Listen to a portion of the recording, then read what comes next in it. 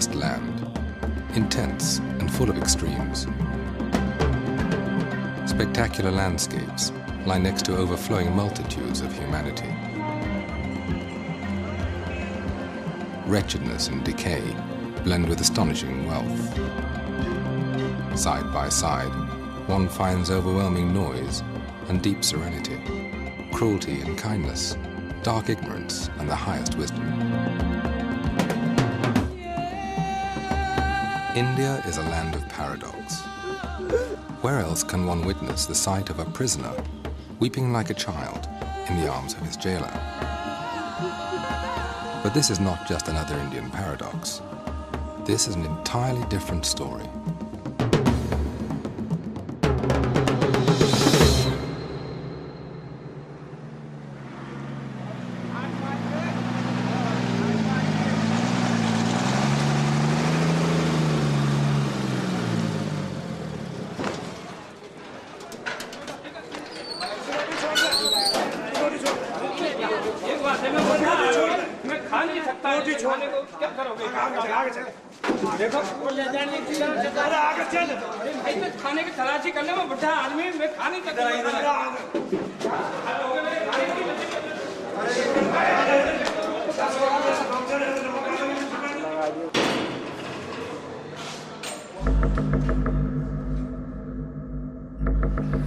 I came to Tihar in 1988. I get caught in the airport, Indira Gandhi International Airport, sorry, with 4 kilos of heroin.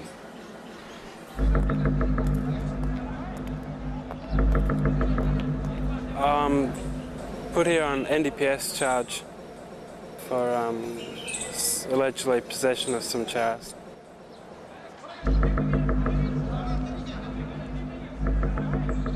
Triple murder case Ahmedabad में हुआ था 1983 में। उस case में मुझे पहले फांसी की सज़ा हुई थी, उसके बाद में यानी हाई कोर्ट में लाइफ सेंटेंस की सज़ा हुई। What am I doing in Indian jail? Time is what I'm doing in Indian jail. No, actually, I'm doing Vipassana now.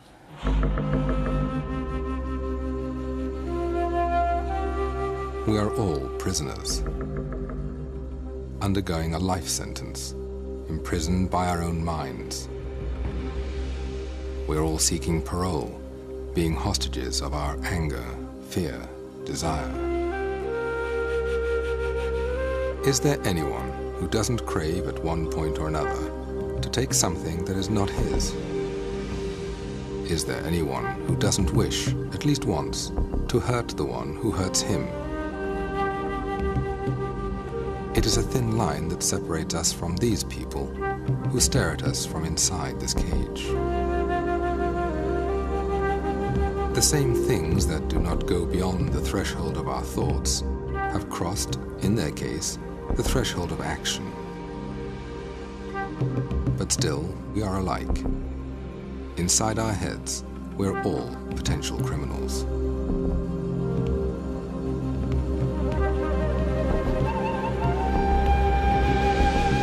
This is Tihar Jail, one of the largest prisons in the world. 10,000 people are imprisoned here. 9,000 of them are still awaiting their trials. The wheel of justice rolls slowly and heavily in India, like an overloaded truck.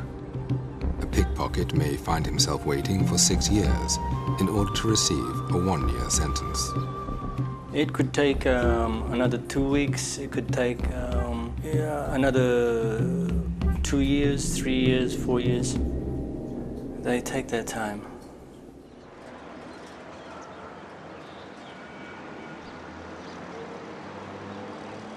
Located in suburban New Delhi, Tihar is India's best-known high-security prison. Due to its large population, it is divided into 4 separate jails. For decades, Tihar was notorious for its inhuman conditions. It was branded a veritable hell.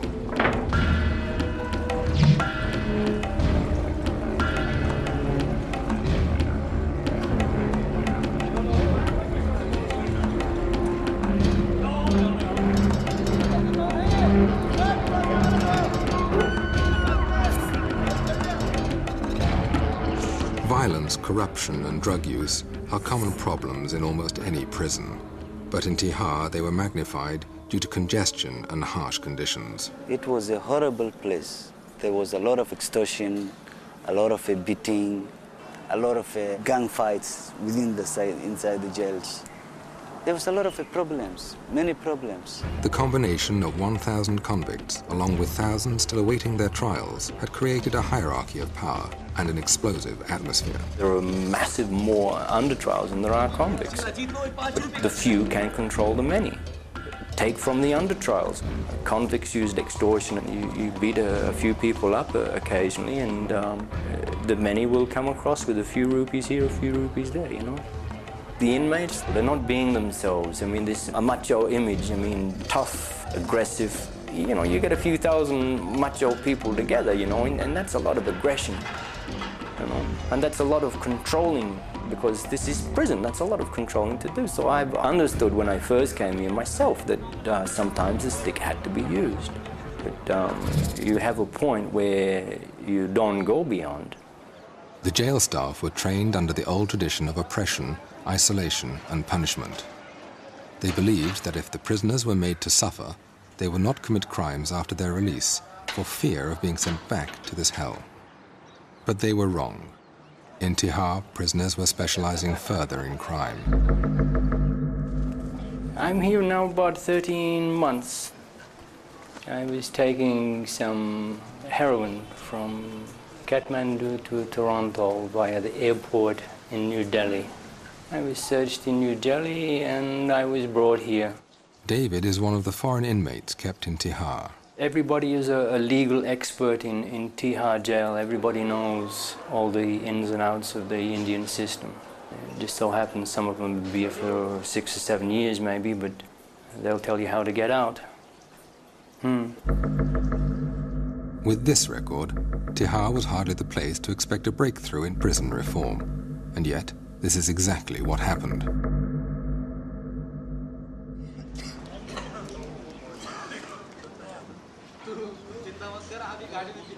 In May 1993, a new Inspector General of Prisons was posted.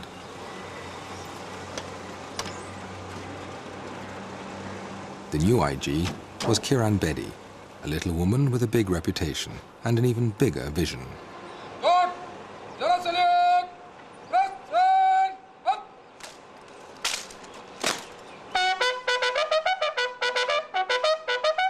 As India's first woman police officer, Bedi has always attracted controversy, using unconventional methods to achieve high goals. To me, she's a magnificent woman. She's got integrity, she's got very high morals, and she certainly has ambition. She's been everything from a tennis star to a notorious policewoman who used to tow away dignitaries' cars from towaway areas. That's where they called her Crane Betty. I clearly, vividly remember the day when she was to join. We have a meeting for 1.5 hours, and that meeting she only made us clear there is a very thin thread between us as officers and those inside. We have also made blunders in our life, but thank God we are not inside. Unfortunately, they are. Right from the start, Bedi told her staff that she intended to turn Tihar prison into a place for personal development, an ashram. I started to share with them my vision of a prison. I held my meetings, first of all told them that you're going to work as a team, work as a family. Asking them, are they aware of what their whole job priority is? What are they meant for? Are they here as watchmen or are they here for a larger job? Ever since she took office, she did a lot of a transformation. She's a person who solves problems. If you cannot solve a problem, that you are part of the problem yourself. We kept using a lot of love and care, actually giving them love and care. I allowed them books, canteen facilities, better medical care, clothing, radio, outside visitors. Before we were regarded here as, I don't know really what to, it's beyond description of the words. She showed us that we are human beings. And therefore, we deserve to be treated as human beings. I've talked to them, I've shared with them, I've read with them, I've laughed with them, I've sung with them, I've even danced with them. is to make them feel as normal as they should be feeling. Why? Because after all, when they're going out, they have to go into normal society. So how can I keep them bottled up here and expect them to be normal when they're going out? I must release them as normal human beings, or if possible, even better human beings. This is a general feeling that those who have done some crime, they should be punished. This is fine, they should be punished. But after punishment, what? They will not live in jail all through their life. They will come out in the society, and if they are not reformed, they will commit more crimes.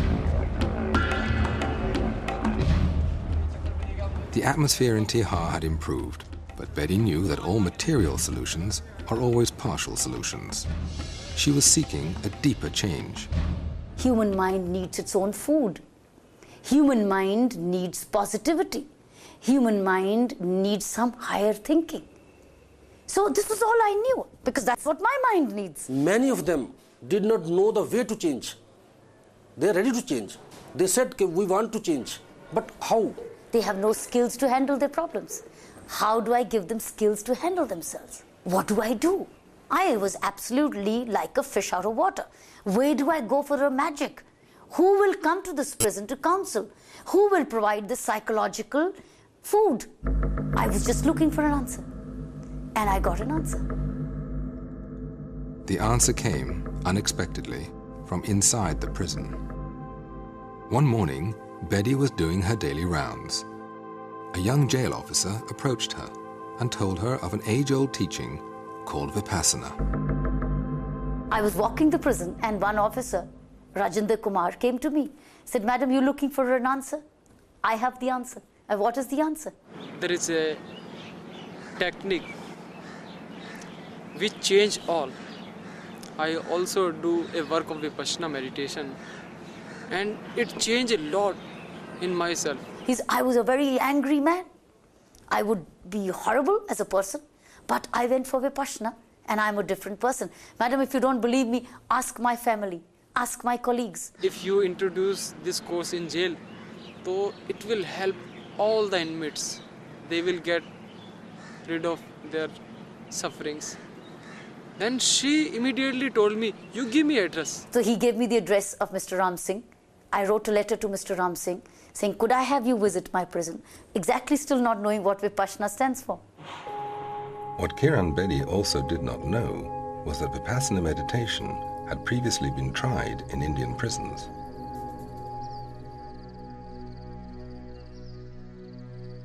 Vipassana is a journey of discovery, taken with closed eyes.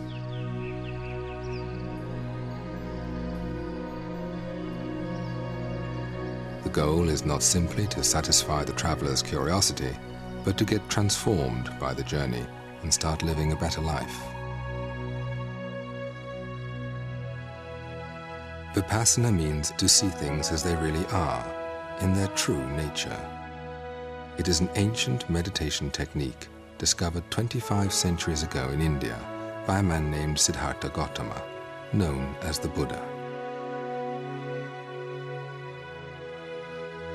The records from the Buddha's time tell remarkable stories of serial killers changed into saints and of cruel tyrants who became model rulers by practicing this technique. With the passing of time, civilizations rose and fell, but Vipassana was carefully preserved and passed on from generation to generation in South Asia.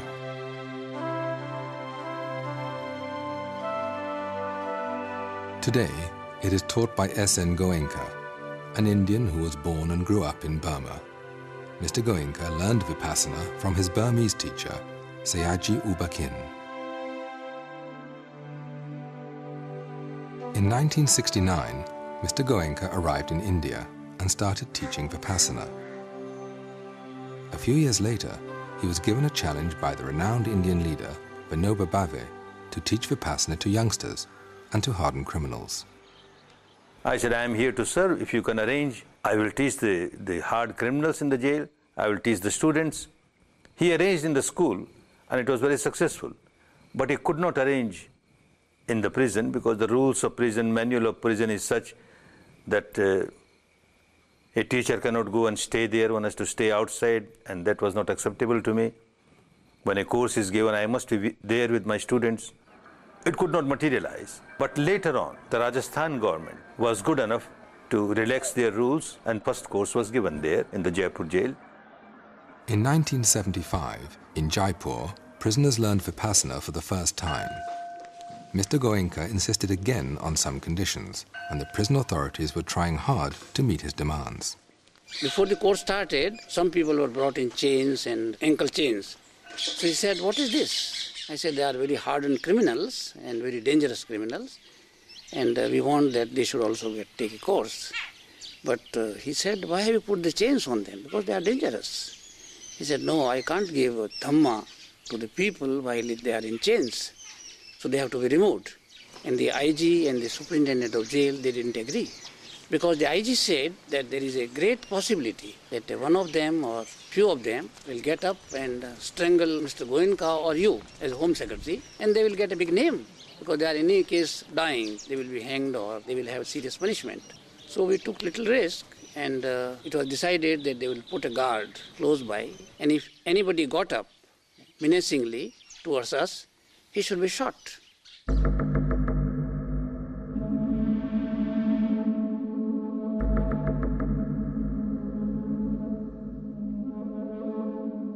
Fortunately, no shot had to be fired.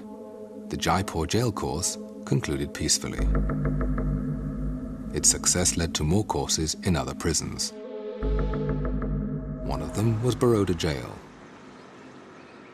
The superintendent, Mr. Vora, was impressed by the effect of Vipassana on his prisoners and decided to take a course himself. After that, he arranged 5 more courses in Baroda Jail. कैदियों के बीच और staff के बीच में जो coordination है वह भी अच्छे तरह से चल रहा है. कैदियों को अपने फैमिली के साथ का जो व्यवहार है वह भी अच्छी तरह से चल रहा है.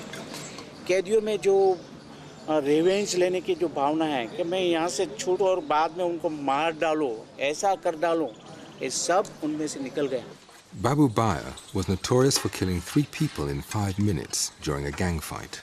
और जो मेरी खिलाफ पार्टी थी, जिनके लिए मुझे नफरत थी, बदले की भावना थी, विपश्यना साधना से इतना परिवर्तन आया कि उनके लिए मुझे एक तरह की हमदर्दी जागी, अपने किए पे पछतावा हुआ.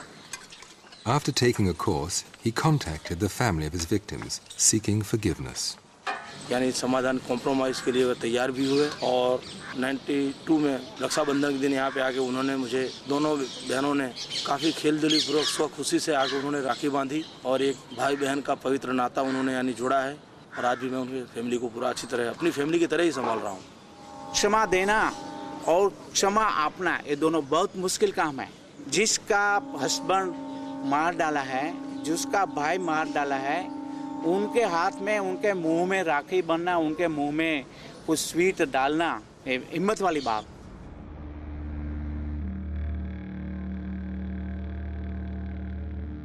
A Vipassana course is 10 days long. Students live in complete silence, meditating from early morning till night. For 10 days, they follow a basic code of moral conduct. They abstain from killing, stealing, lying, sexual activity, and the use of intoxicants. Without a base of morality, the mind will remain too agitated to investigate the reality within. Any physical or vocal action which is unwholesome, which goes against morality, which is immoral, starts with a impure mind, a negative mind. So you kill somebody, you can't kill somebody without generating tremendous amount of anger or hatred in you. You steal something, you can't steal something without generating tremendous amount of craving or greed. And every time one generates negativity in the mind, one becomes miserable. When you do something wrong, you instantly punished. Why? Because you're now guilty. You've told a lie and you're telling 100 lies to justify one lie. You've stolen, now you're suspicious that you might be caught. The very fact that you are under the agony of getting caught is the pain you're getting out of the law of nature.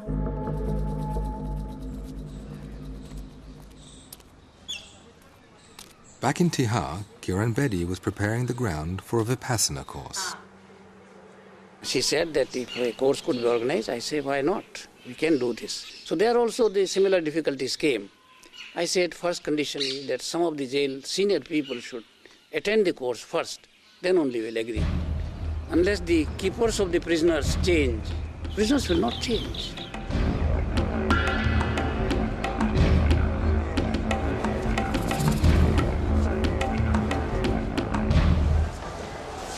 Your search should be more effective, your officer's search.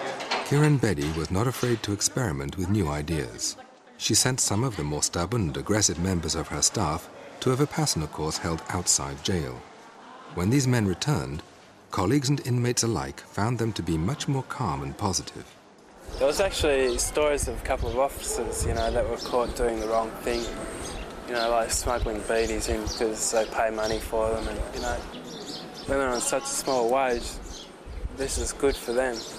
And I think she was going to sack these people or, get rid of them. She gave them a chance and said, if you want to keep on working, you have to do this and this and this. And you have to go and do one of those 10-day courses as well. Everything you do, you have to pay for, one way or another. My life is instant. I do something wrong and it's there, pow.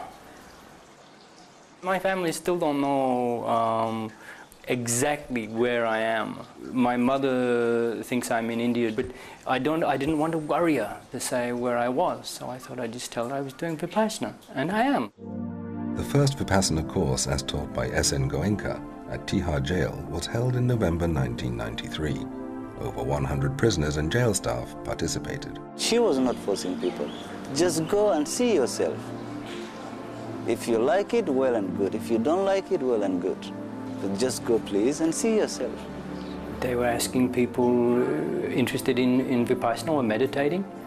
The school came around in one of the wards, and so I went.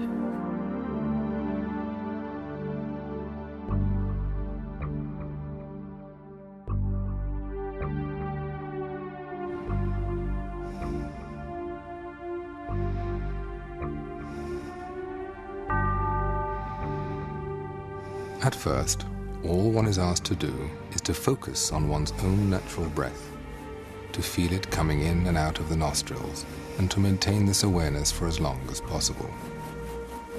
Sounds simple, but it's not.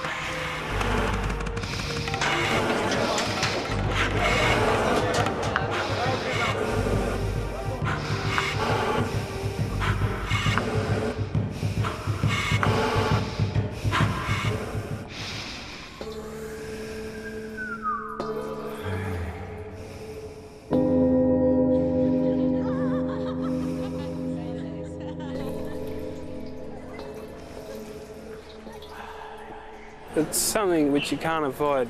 You can concentrate for so long, and after a while you don't realise it, but your mind wanders. And it's after a while you say, hey, you're supposed to be back here, concentrating, and so you come back to it. Then you find yourself, you're off wandering again, thinking about something which you're doing back home, and then hang on, you're supposed to be back on the meditation. When one sits down to be still, an endless stream of thoughts wells up in the mind. Memories, hopes, fears start flooding in.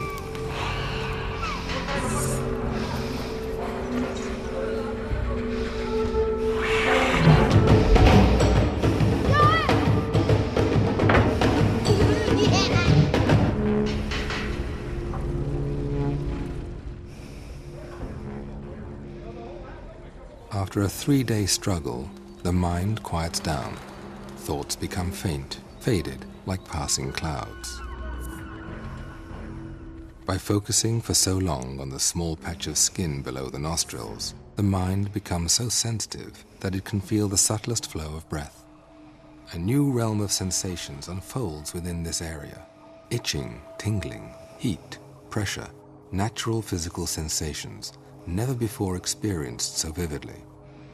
Only then is one prepared to learn Vipassana. The whole idea with Vipassana is to go inside. And when you go inside and everything is quiet, and you're quiet, then you contact yourself, you can come inside yourself, and you can feel your sensations. Continuous awareness of physical sensations without reacting is the core of the Vipassana practice.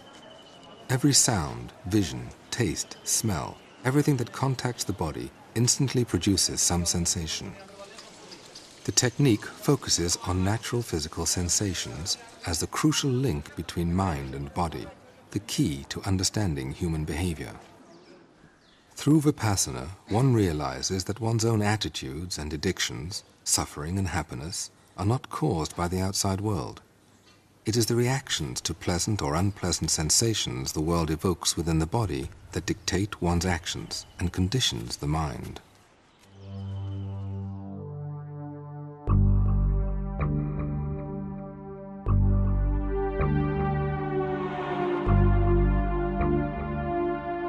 On the fourth day of the course, Vipassana is taught.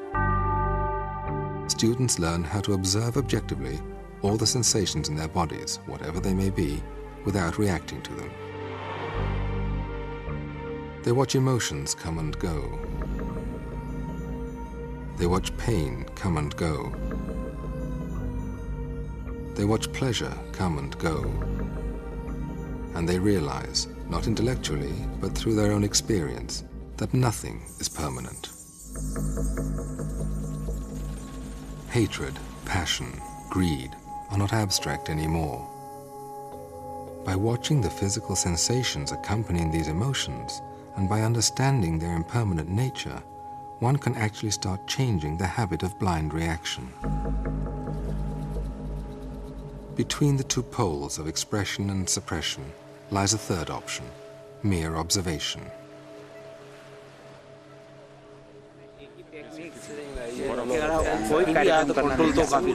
After the first course, I was like so overwhelmed with everything. I see things as the way it is, the reality. You do get a lot of answers out of it. It's you who can make yourself into the right path, and it's you who can lead to a misery. There's a happiness in there, you know?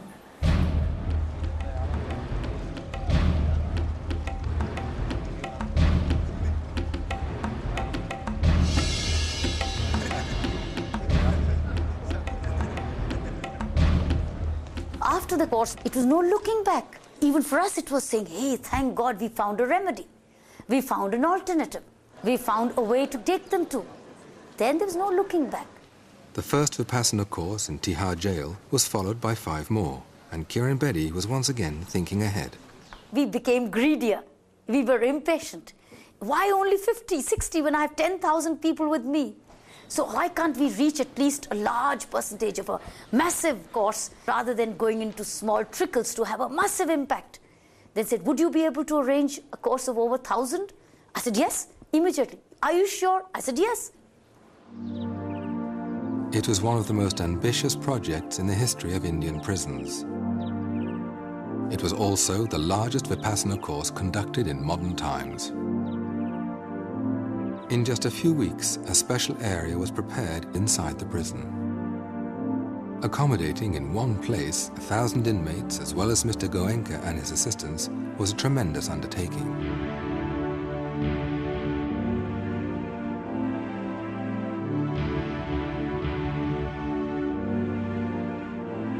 Nobody could believe that 1,000 prisoners could be put together and kept at a place because it's a grave security risk.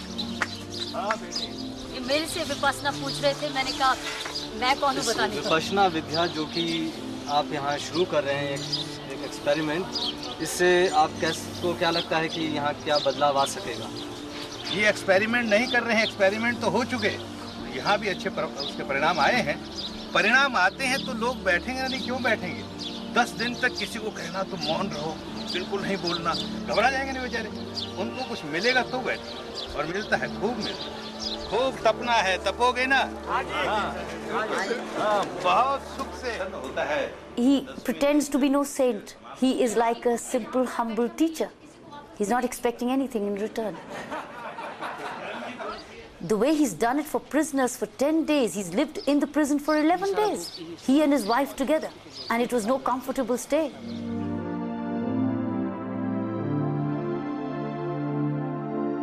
"1,000 prisoners gathered in the huge tent on the evening of April 4th. They reflected the wide range of human experience: Hindus, Muslims, Christians, Sikhs, from different nations and social backgrounds. It is essential that you will keep silence, noble silence. It doesn't mean that your mouth will be locked. Talk to your teachers, your guides. There is no restriction about it. In the early hours of the next day, a fierce rainstorm, extremely unusual for that dry season, suddenly descended.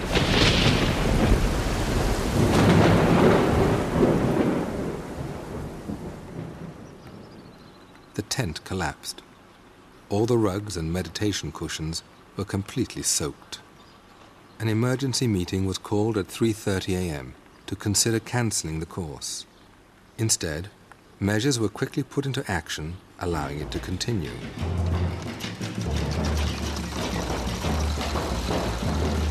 When the weather cleared, a massive salvage operation was launched. Meanwhile, the course continued as prisoners meditated in their barracks. By evening, the tent was ready again for the students to assemble, and the course went on as planned.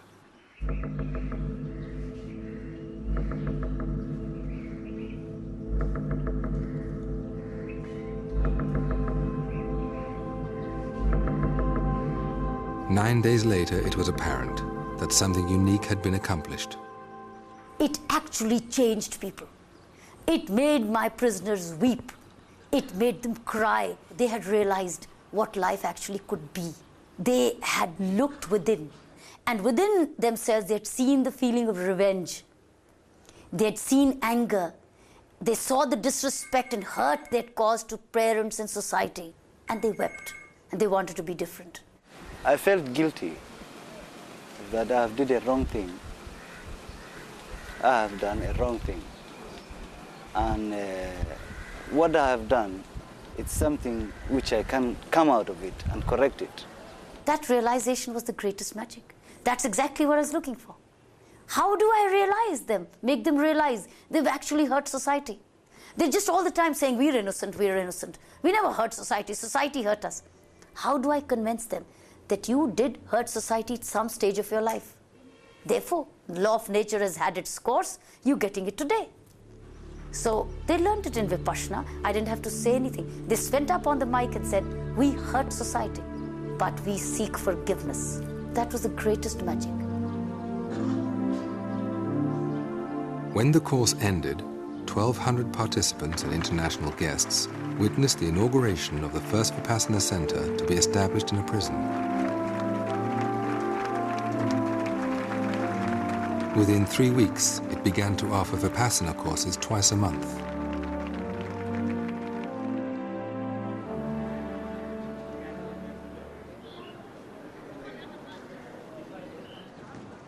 Don't expect any miracles. It will take time. Not that all of a sudden a criminal changes to the saint. The beginning of change is there. And again, the environment in the jail is so bad that even if one course, it doesn't change the whole environment.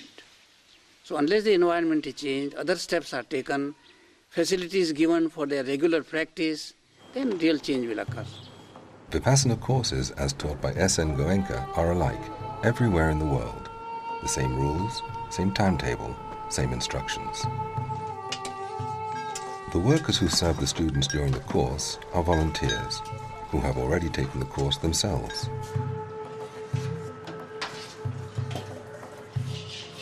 A teacher trained and appointed by Mr. Goenka stays within the course site for 10 days and conducts the course voluntarily.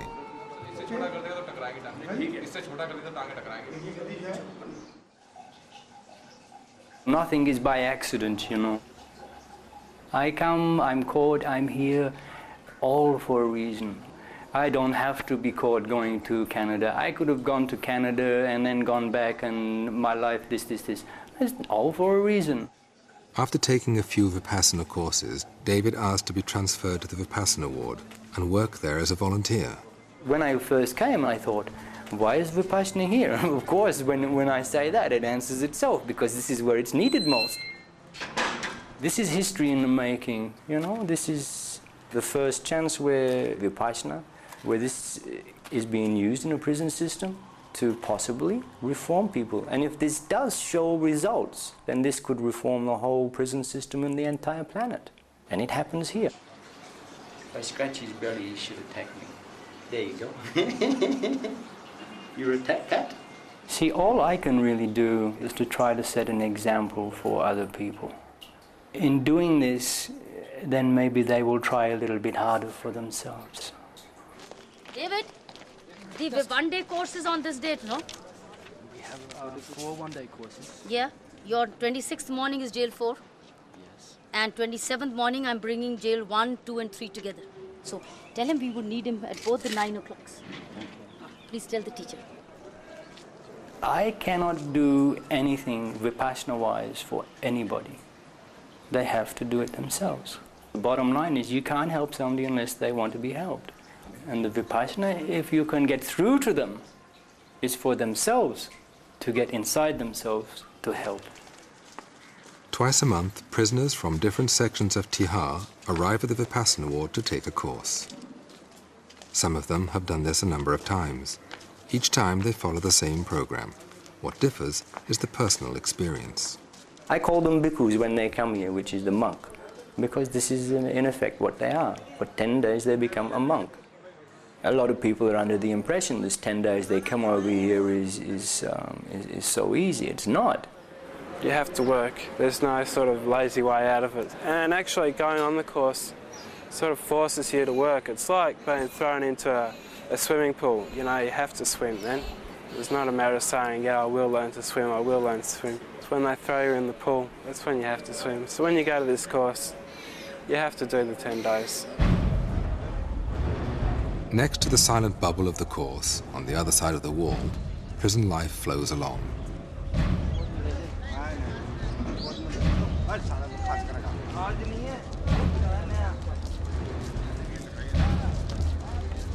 In Tihar jail, prisoners can have yoga lessons, counseling sessions, and other educational programs.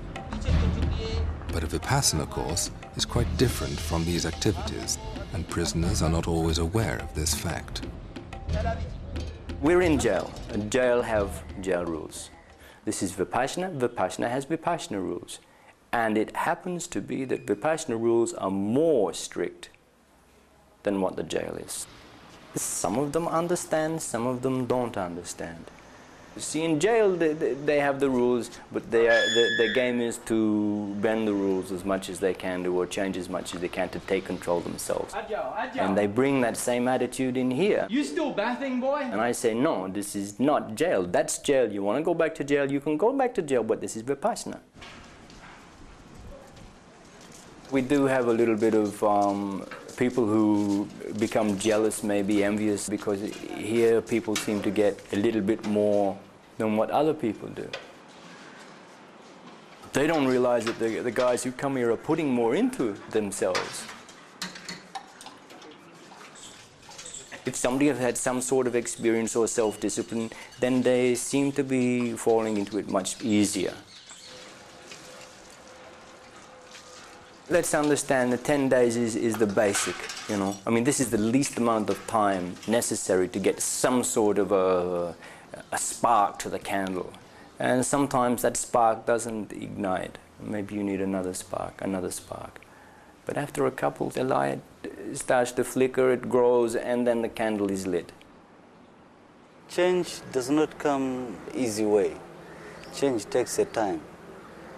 And as I told you earlier, that this revenge, which I had, and anger, quick temper, is still subsiding. I'm not telling you exactly it went off completely one time, bam, I did a Vipassana, I sit down and it just went out like that. It's still subsiding, subsiding, subsiding.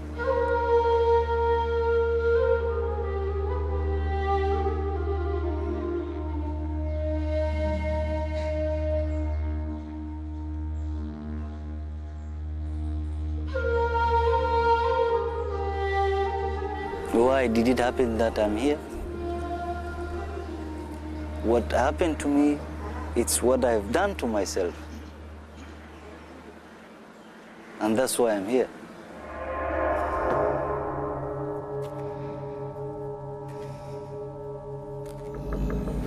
I don't trust people as I used to do. Sometimes I meet them and they treat me not good. And I think if I have a vote, I would just pull the pin and let the whole thing explode. That's it, and start all over again. Vipassana keeps trying to bring me back away from this distrustful people.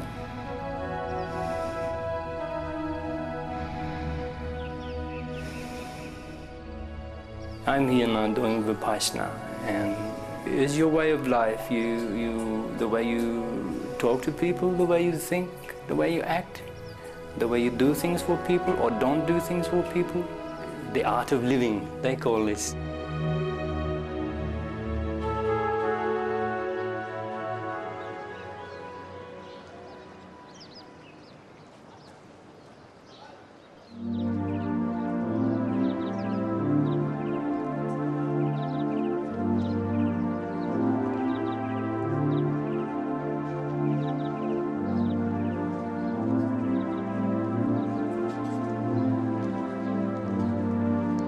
On the morning of the 10th day, silence ends.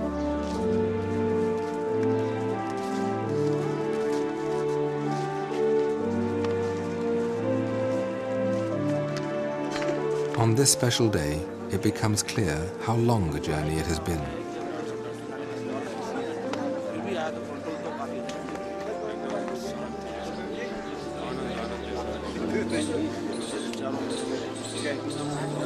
Students make the transition back to a more extroverted way of life. For the first time in 10 days, they can actually talk and share experiences. परंतु जब दूसरा दिन हुआ तो इच्छा हुई भाग जाऊं यहाँ से, पर कोई रास्ता निकला भागने का। फिर मैंने सोचा अगर फंस गए तो क्या करना, इसको देख लो ये क्या चीज है आखिर, जिससे इंसान खुद ब खुद अपना दिल और मन को टटोल कर ये देख सकता है कि मैं किस रास्ते पे जा रहा हूँ. It was a great opportunity for me being here. Before I used to regret. Now I'm not regretting it. There is no any regret within me. That yes, it happened and I did this mistake. So right now I look in future ahead. Actually, I come from a very orthodox Muslim family, and my parents, when they used to pray, and I was a very curious child. That you are praying and this person whom you are begging always, where is he? Is he upstairs? Nobody see him, and why can't he listen to prayers? Why is he prejudiced? I was looking for something which have a universal appeal, something which doesn't condemn other religions, saying that this religion is bad, this ours is good. Actually, I found what I was looking for. For all these years, the thing which has been bugging me, I found the answer here. Before, I used to feel a lot of self-pity about being inside jail, you know, thinking, why should this have happened to me, all this sort of thing. Having the Vipassana course, it's like, I'm grateful that it was there, you know, I'm almost grateful for coming to jail, to actually go there and, you know, have the opportunity to do it. You know, I often think to myself, when I get home, you know, I've got my own bedroom, I can meditate there, I can make it a regular part of my life. But, you know, old habits die hard, and it's very easy just to fall back into the old pattern of lifestyle. So, before I leave here, like, I don't know when that could be, you know, there could be a chance next month or middle or the end of next year, but actually what I'd really like to do is go to a course, complete the course, and then, like, the very next day to be able to walk out of jail. I'd go out in a very good frame of mind, not a bad frame of mind which this place can create. You know, this coming to Teja, it's a lesson in life I'll never forget. You know, it's, in a way, it's a great experience, but it's just gone on for too long now. You know, I'd really like it to finish and so I can go home.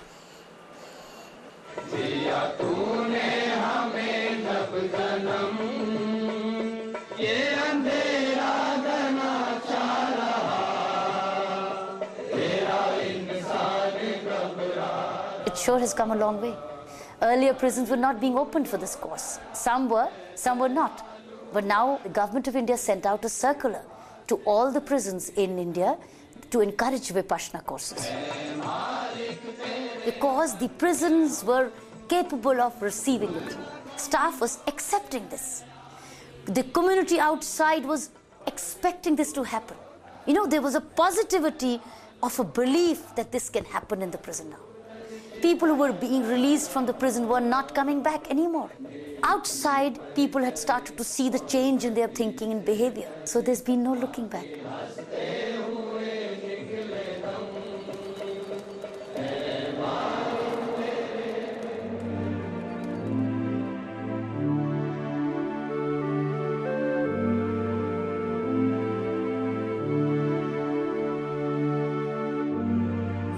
Technique which is effective here will be definitely effective anywhere in the world.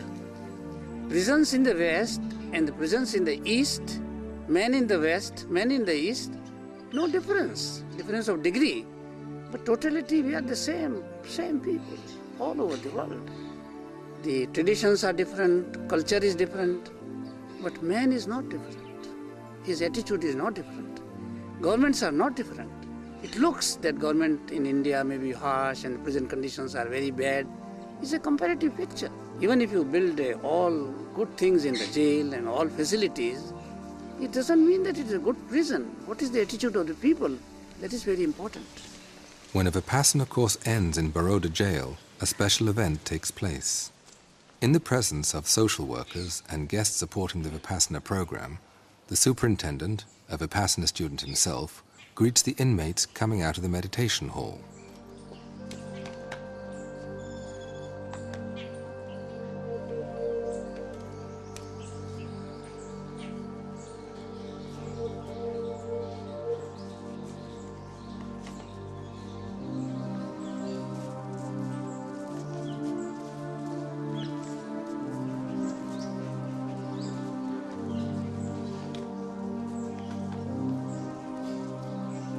In this country, physical contact between people from such different backgrounds is unthinkable. But on this day, barriers are broken.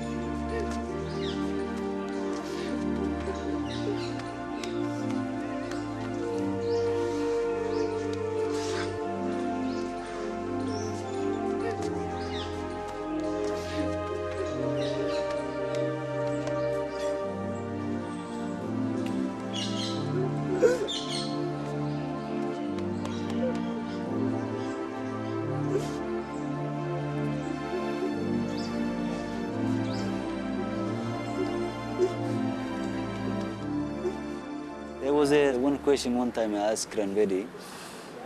I asked her about, I say, Madam, how many people in this world